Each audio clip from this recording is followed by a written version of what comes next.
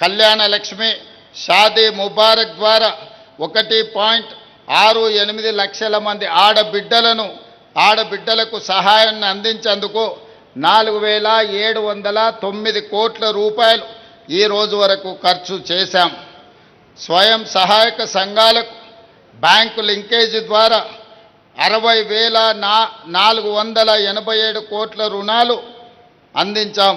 వడ్డీ లేని రుణాల కింద 1900 కోట్ల వడ్డీ రాయితీని రాష్ట్ర ప్రభుత్వం విడుదల చేయడం జరిగింది.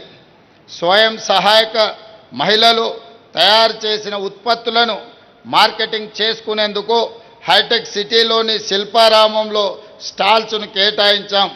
మన మహిళలు పాఠశాల యూనిఫారంలు ఈరోజు కుడుతున్నారు, చీరలు తయారు చేస్తున్నారు, పెట్రోల్ బంకులు, సోలార్ విద్యుత్ ప్లాంట్లు నిర్వహిస్తున్నారు, ఆర్టీసీ బస్సులకు యజమానులుగా మారారు.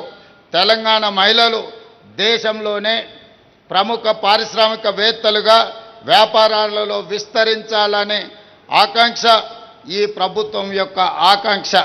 2034 సంవత్సరంలోపు 1 కోటి మంది మహిళలను కోటీశ్వరులను తయారు చేయాలని ఒక ఉక్కు సంకల్పంతో ఈనాడు రాష్ట్ర ప్రభుత్వం ప్రయత్నం చేస్తున్నదని మీ అందరికీ తెలియజేయడానికి నేను సంతోషిస్తున్నాను. అదేవిధంగా మిత్రులారా, సామాజిక భద్రత కింద సన్న బియ్యం ఓ విప్లవాత్మక పథకం. మనిషిని మనిషిగా గుర్తించి ఆరోగ్యానికి భరోసా ఇచ్చే పథకం. సన్న బియ్యంతో బువ్వ తినడం మా హక్కు అని నమ్మకం కలిగించిన పథకం. 93 లక్షలకు పైగా కుటుంబాలు, దాదాపుగా 3,38,00,000 మంది ప్రజలను ప్రజా పంపిణీ వ్యవస్థ పరిధిలోకి తీసుకువచ్చాం. ఎన్నో ఏళ్లుగా కొత్త రేషన్ కార్డుల కోసం ఎదురు చూసిన కుటుంబాలకు ప్రజాప్రభుత్వం భరోసా ఇచ్చింది. 15 లక్షలకు పైగా కొత్త రేషన్ కార్డులు జారీ చేయడం జరిగింది. రాష్ట్ర వ్యాప్తంగా ఈరోజు స్మార్ట్ రేషన్ కార్డుల పంపిణీ కార్యక్రమాన్ని ప్రారంభించుకోబోతున్నాం.